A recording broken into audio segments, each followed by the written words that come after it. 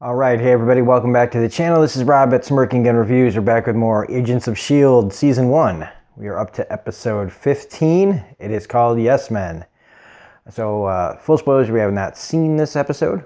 All right, so I kind of forgot about this episode.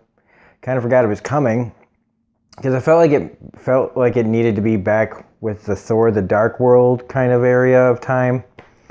But that's not what happened. And with the momentum building up from last episode to this one, I really thought that this one should have been the next one.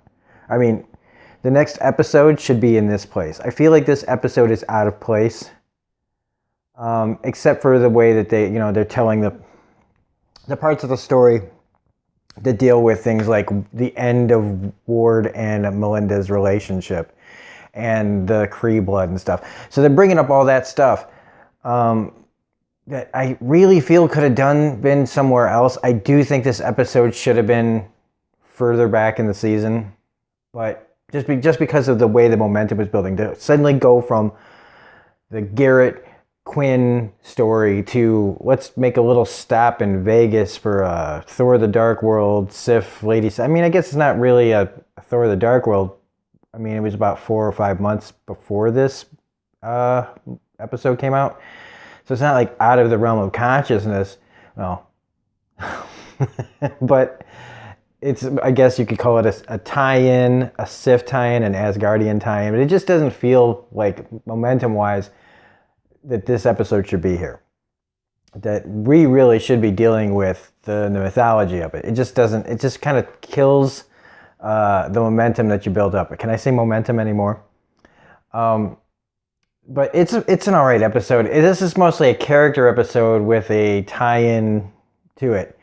Kind of like, if you've ever read any like crossovers, like with comic books, like let's say Batman versus the Ninja Turtles or something, or meets the Ninja Turtles, or like Batman versus Predator and stuff, where it's like it's cool, but really not much of note really happens. They can't, they don't usually take too many chances. No major characters die, that kind of thing. Like there's no real stakes. You're supposed to feel like there's stakes, but because it's just a tie-in, like for two companies to make money together, that it really is just going to be cool and not really much substance to it. That's what this is as far as the premise goes. Like, because if it wasn't for the premise, though, we wouldn't get some of the conflict with our, S.H.I.E.L.D. characters. So, but that's it being said, like I sound like I'm bitching or something, but I mean, that being said, it's fine enough episode. It's just, I was really ready for the next, like, thing. And I guess Winter Soldier wasn't happening, yet. I really thought it was, and I'm happy to be wrong. It's just, ugh. So Lorelai, who I honestly thought they made up for the show, because she was introduced last episode at the very end, and I did forget to mention that, but they basically play the whole damn thing over again. Well, in the recap they do anyway, and then they show the guy that left with her at the end of the episode. So, but Lorelai is a Thor. She's a character. She's an Asgardian, and I looked her up. She's just like one of the most generic looking characters. Like, at least with Enchantress, she's got that cool green dress and kind of like the crown and stuff. Lorelai just walking around in a blue toga. So I don't know. Like, it's easy to forget a character like that, I guess, when you don't stand out. And, Enchantress and Lorelai's powers kind of seem similar because they're both, like sorcery and stuff. But anyway, she's come to Earth. The actress who plays her is a very pretty girl. She's been in shows like Magic City, if you want to see more of her, literally. But it's an interesting thing. An Asgardian running on the run comes to Earth and then tries to, take over. When it's small stakes, she's not going to be able to get that far. She's kind of deluded. I mean, there could be damage if she talked to the right people. Somebody with like nuclear codes or something like that. But we're not going to get to that pitch. What she's here to set up is just set up conflict. And Sif's in here to get people's asses in seats watching the show. The effect, though, is really cool. The Rainbow Bridge and everything all looked, looked cool. and all that. I do like the effect of when she smacks that kid when she's done with him and decides to run off with Rooster, the biker gang guy. When she flings him over his like little Mazda Miata looking car, that was pretty fucking hilarious. Poor guy though. When you think about like all the damage she's doing, I mean, I think that one guy probably killed his wife. Because she's still, look, I'm gonna be positive about this and say maybe he just choked her out, and she passed out. All right, she's probably fine. The dark side of my brain goes, oh, she's dead. She's just laying there in a clump. But no, then she meets Ward and takes Ward over. And I gotta say, there's a shot in there. Okay, so he's got her at gunpoint. And with one of the ice guns, which we are going to talk about the ice guns and a couple other things after this. But when he's got it pointed at her and he says that he needs backup, you can see right over the side of her, top of her head, you see like a guy moving. Like you'd think like maybe one of the agents is like behind her head. So, but then she gets control of him. And then they just drive off, but you still see like there's movement behind her head, but you don't see them like face anybody, like as they're driving away on the motorcycle. You don't see any of that. So that's a little flub I feel like I caught there. I wanted to slow it down and stuff. I was even gonna point it out on here, but I didn't feel like grabbing the controls and bringing this video to a crashing halt as I try to find a clip on Netflix in the middle of the review. But anyway, there's a couple of things we need to talk about here. First is the ice guns. They're badass, and the whole premise is so cool that I'm like, how do we not have... Like, I know we have tasers. Like that you can fire the little wires at. But come on, it's 2019. Are we really still using that stuff? How do we not have, like, electric bullets that will incapacitate somebody like a bullet hard, but take them down without killing them? Like, somebody needs to get on that. Think about how many people's lives could be saved with something like this instead of like, I'm not saying that there still wouldn't be one story out there where one cop empties 25 electric bullets into a dude. But I'm saying that and electrocuting him. But if you had a gun, this isn't the medium to talk about gun control and how cops could use electric bullets. But I just think it's an interesting idea, and I really think that electric bullets, electric pellets or something could be a nice thing that we could really use in this modern day. The other thing I wanted to talk about is when Coulson's talking to Sif, and he's trying to go the roundabout way of talking about the blood that they put in him and Skye.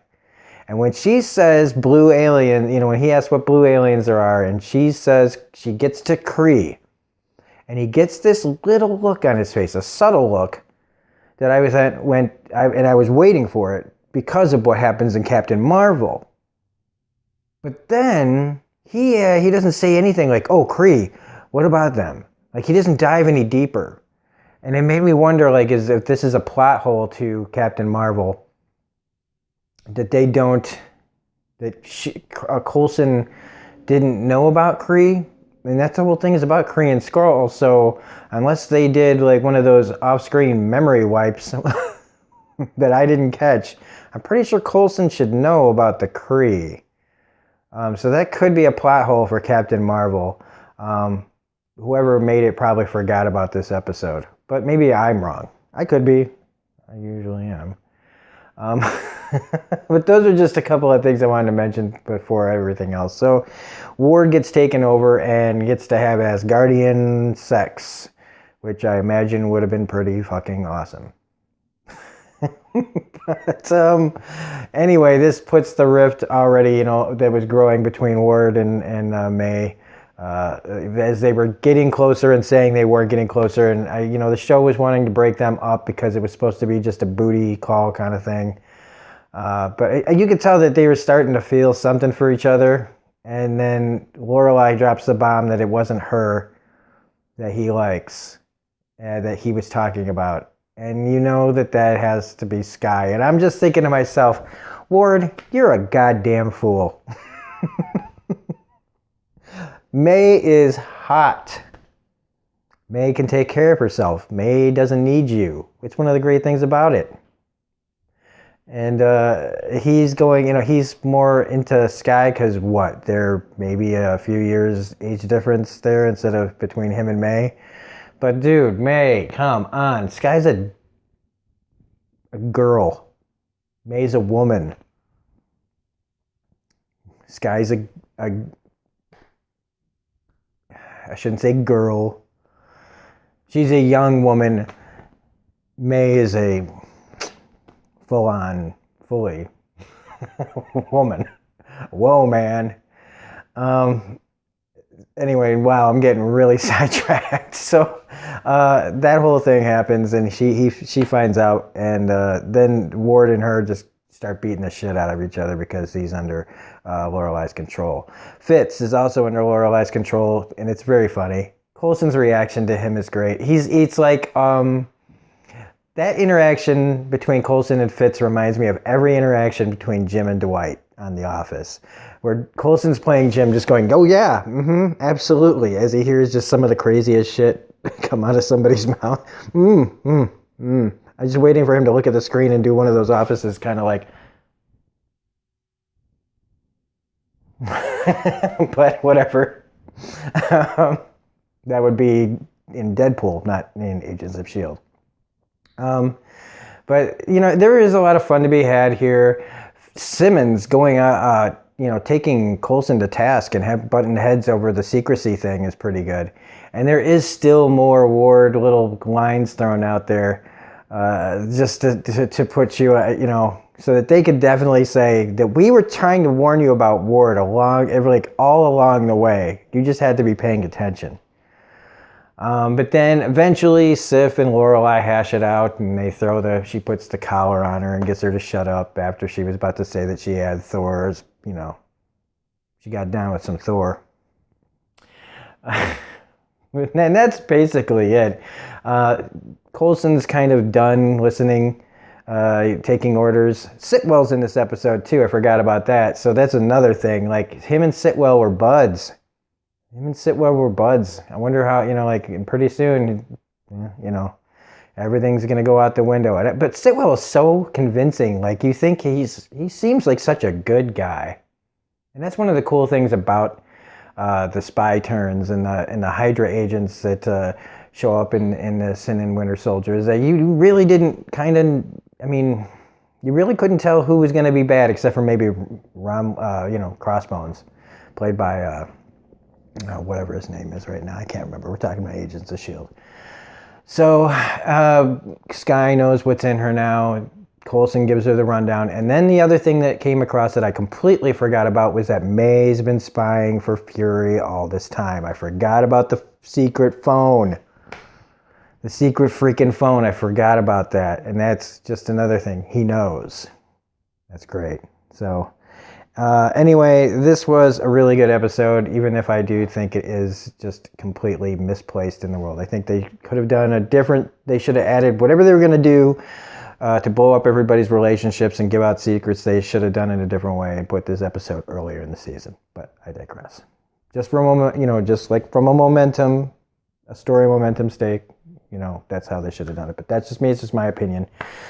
And take it or leave it. So anyway, if you like this review, please hit the like button, comment, share, subscribe, all that jazz. Like I've said in other videos, I will be at C2E2 on the 23rd, where I will get to meet Clark Gregg and Ming-Na Wen. Hopefully, I've got time in their line set up to meet them. And so hopefully I'll get some videos and be able to maybe ask a question or two of one of those guys to see if we can get something for the channel. So anyway, this is Robert Smirking Interview saying look forward to doing that. We've got Deadly Class tonight and probably at least one more Agents of S.H.I.E.L.D. before the night is over. So we're going to probably get to end of the beginning. I think that's what it's called, or beginning of the end, one of the two. So anyway, have a great night, and we will see you next time.